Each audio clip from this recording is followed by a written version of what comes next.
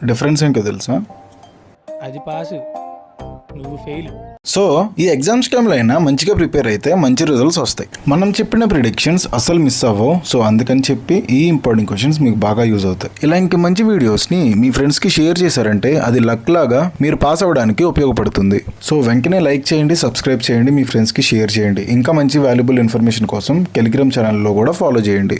మన టెలిగ్రామ్ ఛానల్లో జాయిన్ అవ్వాలి అనుకుంటే ఈ స్క్రీన్ మీద కనపడే క్యూఆర్ని స్కాన్ చేయండి, లేకపోతే లింక్ అనేది కింద డిస్క్రిప్షన్లో కూడా పెడతాను, జాయిన్ అవ్వండి. అలానే ఖచ్చితంగా పాస్ అవ్వాలి అనుకుంటే మన ప్రీమియం సర్వీసెస్ని ట్రై చేయండి. ఈ ప్రిడిక్టెడ్ ఇంపార్టెంట్ క్వశ్చన్స్ ఖచ్చితంగా వస్తాయి ఎగ్జామ్లో.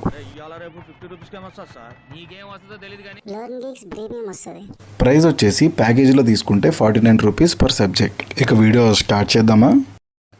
యూనిట్ 1లో మనకి పాపులేషన్ వర్సెస్ శాంపుల్ ఒకటి చూసుకోండి. ప్రైమరీ అండ్ సెకండరీ డేటా, ఇదంతా మీకు థియరీ పార్ట్.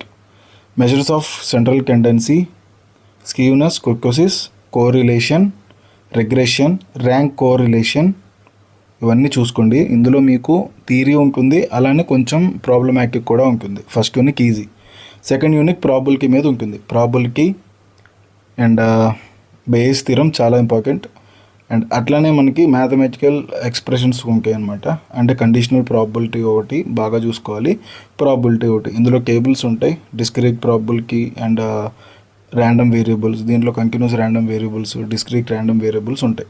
సో ఇలా చూసుకోండి. ప్రాబబిలిటీ అనే సెకండ్ యూనిట్లో మొత్తం 4 ఇంపార్టెంట్ టాపిక్స్ అయితే ఉన్నాయి. ప్రాబబిలిటీ ఒకటి, బేస్ థియరం, ర్యాండమ్ వేరియబుల్స్లో 2, అంతే, మస్తు ఎక్కువ. సో యూనిట్ 3 దీంట్లోకి వచ్చేస్తే మీకు బైనామియల్ పాయిజన్ బాగా చూసుకోండి. దీని తర్వాత నార్మల్ డిస్ట్రిబ్యూషన్ చూసుకోండి. అండ్ యూనిట్ 4లోకి వచ్చేస్తే మనకి నల్ హైపోథసిస్ ఒకటి, శాంప్లింగ్ డిస్ట్రిబ్యూషన్ ఒకటి, test of hypothesis, level of significance చాలు. యూనిట్ 5లోకి వచ్చేస్తే మనకి ఇక్కడ టీ టెస్ట్ ఉంటుంది అనమాట. ఎఫ్ టెస్ట్, టీ టెస్ట్ ఖచ్చితంగా నేర్చుకోండి. 2 వచ్చే ఛాన్స్ ఉంది. ఒకవేళ ఒకటి మిస్ అయినా ఒక వచ్చే ఛాన్స్ ఉంది. 2 నేర్చుకోండి, అంతే, మస్తు ఎక్కువ. ఇలా పిఎండ్ఎస్ని మీరు ఈజీగా ఆఫ్ చేసుకోవచ్చు. నేను మీకు చెప్పిన చాలా తక్కువ టాపిక్స్ చెప్తున్నాను అని మీకు అనిపించుండొచ్చు.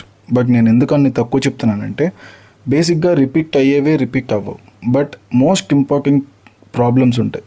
అవి మాత్రమే నేను మీకు చెప్తున్నాను, అవి రిపీట్ అయ్యి తీరుతాయి. సో అలా అనమాట. అండ్ నెక్స్ట్ సబ్జెక్ట్ వచ్చేసి మనకి మెఫా. ఈ మెఫాలో యూనిట్ 1లో డిమాండ్ బాగా నేర్చుకోండి. డిమాండ్ అండ్ అలానే మనకు advantages of demand, law of demand and డిమాండ్లో టైప్స్ ఉంటాయి, ఆ టైప్స్ కూడా తెలుసుకోండి. డిమాండ్ గురించి మొత్తం నేర్చుకోవాలి, అర్థమైంది కదా? ఇప్పుడు managerial economics and financial accounting and management ఖచ్చితంగా నేర్చుకోండి. ఇదంతా థియరీ. అండ్ యూనిట్ 2కి వచ్చేస్తే కనుక ఇక్కడ మనకి అడ్వాంటేజెస్ ఆఫ్ ప్రొడక్షన్స్ బాగా నేర్చుకోండి. అండ్ కాస్ట్ కాంబినేషన్స్ ఒకటి, అలానే మనకి cost and break even analysis, cost behaviour నేర్చుకోండి. బ్రేక్ ఈవెన్ అనాలిసిస్ చాలా ఇంపార్టెంట్, ఓకేనా? ఎందుకంటే దీంట్లో ప్రాబ్లమ్స్ కూడా ఉంటాయి. ఇది ఖచ్చితంగా అడుగుతారు. యూనిట్ 3లోకి వచ్చేస్తే కనుక మనకి ఇక్కడ forms of business organisations, sole property and public sector enterprises, types of markets, ఇంకా ప్రైస్ అవుట్పుట్ డిటర్మినేషన్ బాగా నేర్చుకోండి. Unit 4 capital budgeting. అదే ప్రతి సబ్జెక్ట్లో ఒక యూనిట్ తీసేస్తాం కదా, అలా తీసేసేయచ్చు. బట్ దీంట్లో కూడా చెప్పు బ్రో అంటే టైప్స్ ఆఫ్ వర్కింగ్ క్యాపిటల్ బాగా నేర్చుకోండి. Short term, long term capital నేర్చుకోండి, సరిపోతాయి. అండ్ అట్లానే మనకి లాస్ట్ యూనిట్ చూసుకుంటే ఇక్కడ ఫైనాన్షియల్ అకౌంటింగ్ అండ్ అనాలిసిస్ మీద అడుగుతున్నారు. దీంట్లో మీకు డబల్ ఎంట్రీ బుక్ కీపింగ్ ఒకటి, final accounts and profit and loss account and balance sheet with adjustments and financial analysis. ఇలా మీరు మెఫాని JN2A ఈజీగా అవగొట్టుకోవచ్చు. మొత్తం థియరీ ఉంటుంది మ్యాక్సిమం. తర్వాత DBMS. ఇందులో మీకు యూనిట్ 1లోకి వచ్చేస్తే డేటాబేస్ వర్సెస్ ఫైల్ సిస్టమ్ ఖచ్చితంగా అడుగుతారు. అడ్వాంటేజెస్ ఆఫ్ డేటాబేస్ సిస్టమ్స్, అలానే డిసడ్వాంటేజెస్ కూడా, అలానే అప్లికేషన్స్ కూడా. దీని తర్వాత మీరు బాగా నేర్చుకోవాల్సింది database system structure, architecture, client server architecture, అలానే ఎంటిటీస్ బాగా నేర్చుకోవాలి. And ER diagrams. యూనిట్ 2లో రిలేషనల్ మోడల్ తప్పదు, నేర్చుకోవాలి. ఇది కొంచెం కష్టం, బట్ నేర్చుకుంటే కనుక యూనిట్ 2 అట్లా నెట్టుకుంటూ పోద్ది అదే. సో రిలేషనల్ మోడల్ ఒకటి, యాంట్రిబ్యూట్స్ ఒకటి, రిలేషనల్ ఆల్జీబ్రా ఒకటి, అండ్ అట్లనే మనకి డేటా టైప్స్, డేటాబేస్ స్కీమా, ఇలా బేసిక్గా చిన్నవి కూడా టచ్ చేసుకుంటూ పోయింది. వాకర్ మాత్రం తెలుసుకోండి. యూనిక్ 3లోకి వచ్చేస్తే కనుక మనకి క్వైరింగ్ ఒకటి, ఎస్క్యూఎల్ ఫంక్షన్స్ ఒకటి, implementation of key and integrations constraints ఒకటి, టైప్స్ ఆఫ్ జాయిన్స్ ఇంకా చాలు. యూనిక్ 4లోకి వచ్చేస్తే normalization and normal forms 1NF, QNF, 3NF, BCNF బాగా నేర్చుకోండి, సరిపోతుంది. అట్లనే మనకి యూనిక్ 5కి వచ్చేస్తే కనుక యాసిడ్ ప్రాపర్టీస్, అట్లనే మనకి implementation of isolation, dead locks, recovery algorithm సరిపోతుంది.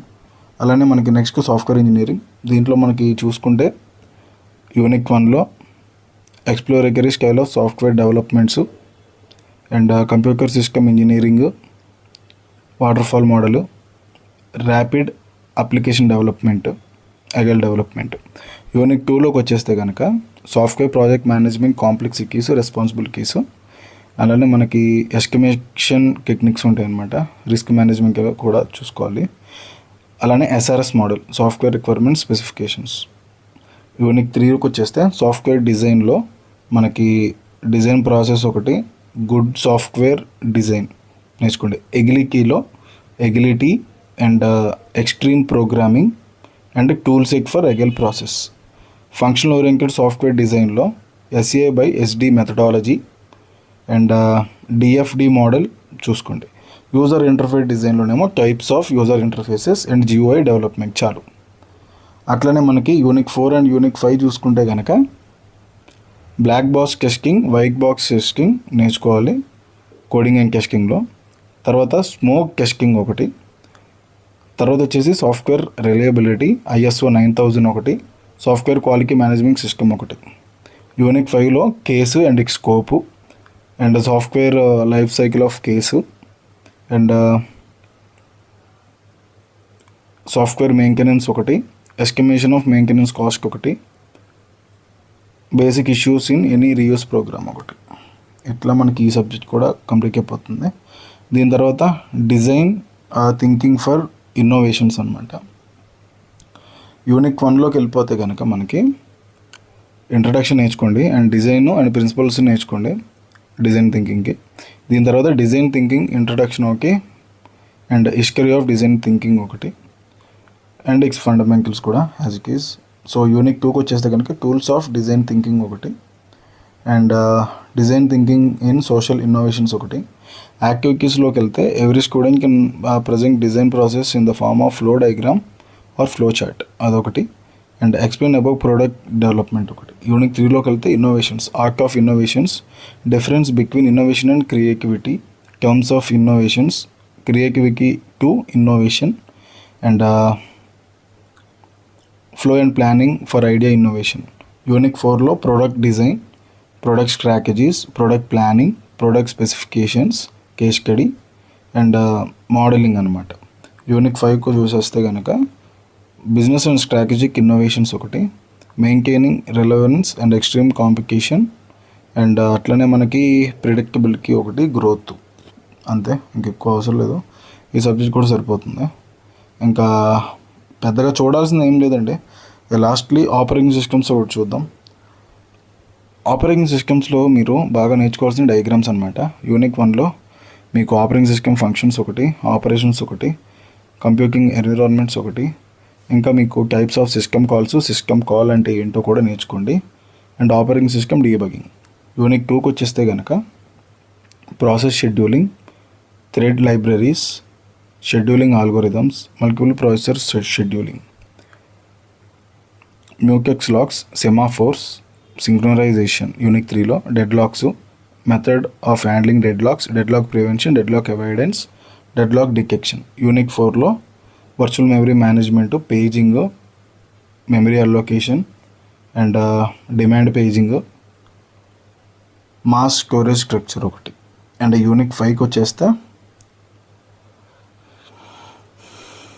File concept, file system interface, directory implementation, free space management, ఇంకా partitions and mountings, goals of protection, domain of protection, access matrix. చాలు. ఇవి చదువుకుంటే మనకి ఆపరేటింగ్ సిస్టమ్ కూడా అయిపోతుంది. అలానే జేఎన్క్యూ అనంతపురం ఏ వాళ్ళది R23కి సంబంధించిన 2Q సెమిస్టర్ ఈజీగా అయిపోతుంది. ఇలానే సరదాగా చదువుకోండి, సరదాగా అవగొట్టేసేయండి. అలానే సరదాగా సబ్స్క్రైబ్ కూడా కొట్టేసేయండి.